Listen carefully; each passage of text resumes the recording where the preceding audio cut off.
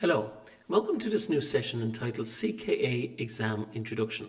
So, as part of this session, what we're going to do is we're going to officially kick off our Certified Kubernetes Administrator exam learning and study. So what we'd like to do is we're going to first of all go back through to the channel here, and you can see that I've put in a link here to our GitHub repository.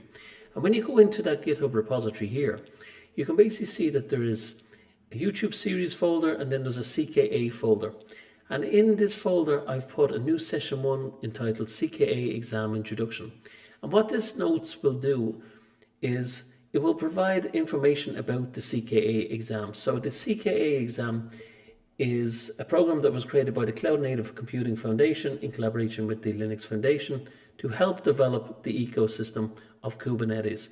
So it's an exam that's extremely important. So even if you don't work with Kubernetes on a day-to-day basis, it's an exam to make sure that you understand the components that are part of the Kubernetes ecosystem.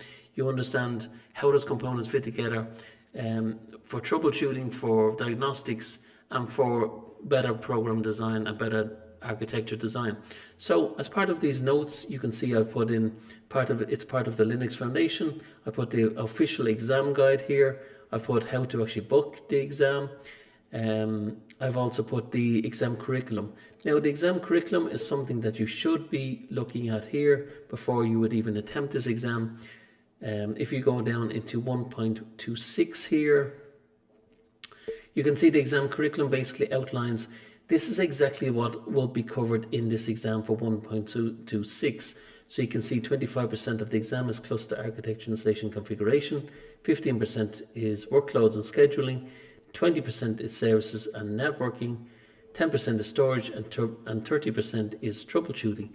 So it does cover a wide range of components within the Kubernetes infrastructure. So what I would suggest is certainly have a look at this curriculum. Make sure, when you go into the actual curriculum itself, that you're always looking at the latest, because that is for the latest exam. So I'm going to leave these notes here, and I've just put some kind of practice tasks down here that is definitely helpful, including some important exam instructions, just to understand that you actually you understand what the exam entails before you would actually book the exam. And then for booking the exam, first of all, you have to actually register for the exam, and then you actually have to schedule the exam. So there's kind of two parts to booking this exam. But what we're going to do is I'm going to update these notes as I get to register and schedule the exam myself, because I'm going to actually take the exam as part of this training session.